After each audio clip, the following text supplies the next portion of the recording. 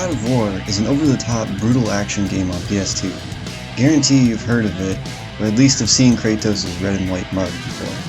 It's one of Sony's biggest franchises, and I love it, so I want to talk about it for a bit.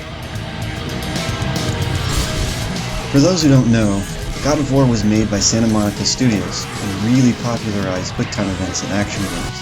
The back of the box says, "You are Kratos, and you will murder the God of War." Basically, Kratos was an unstoppable general in the Spartan army, but one day he found himself about to be struck down. He called out to Ares, the god of war, saying that if he saves him, he will give his life to the god and be his champion. So Kratos faithfully serves the gods for 10 years, but eventually grows tired of all the killing, and he wants out. 10 years ago, I have faithfully served the gods for 10 years. When will you relieve me of these nightmares? We request one final task of you, Kratos. Athena tells him to go kill her brother Ares as his final task for the gods. And if I am able to do this, to kill a god, then the visions, they will end. Complete this final task, and the past that consumes you will be forgiven. The game starts with our anti-hero stepping off a ledge, with the narrator saying that death is his only escape. What a way to start a game. The main character trying to kill himself. Yeah. The first level gives you a taste of the basic combat and a feel for how the game is played. It's a learning level with a boss at the end, but doesn't feel like a tutorial level. Kratos wields two short, jagged blades attached to chains that wrap around his arms. He flails them around, slashing through his enemies. I mean, how cool is that? Combat is simple with light and heavy attacks that you can chain into combos. You can also guard and punish enemies. The controls are spot on and tight. You spend red orbs to upgrade your equipment, and you are rewarded with new combos.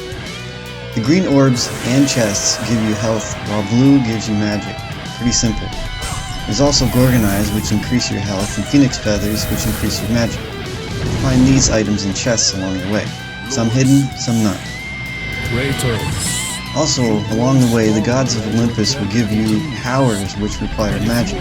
For example, Zeus gives you lightning bolts that you can throw at faraway enemies. And use it to defeat your enemies. So like I said, God of War really popularized quick-time events, because when you've done enough damage, most enemies have a little O that'll appear above their head, which allows you to do a takedown move, where you are given an on-screen instruction to press a button at a certain time, and then Kratos will do an epic killing move.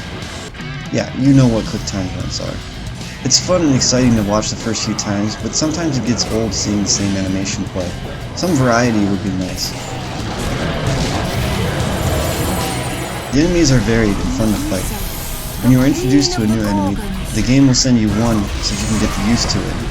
And then when you kill it, 3 more will appear. I really like the in-between sections where it's quieter and Kratos has to do some platforming or a puzzle or something. It keeps the right pacing for the game. If it's too much action all the time, it'll just get boring and repetitive. Thankfully, it doesn't. There's always something new thrown at you. I also really like how everything Kratos does is just epic. From the way he opens chests, opens doors, pulls levers, it's all in a very over-the-top way. But for some reason, it never feels cheesy.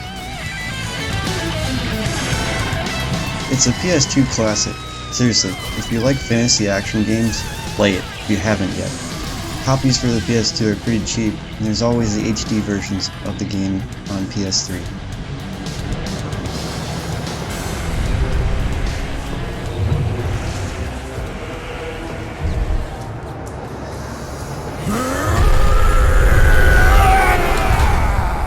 God of War, I haven't forgotten you. For what you did that night, this city will be your grave.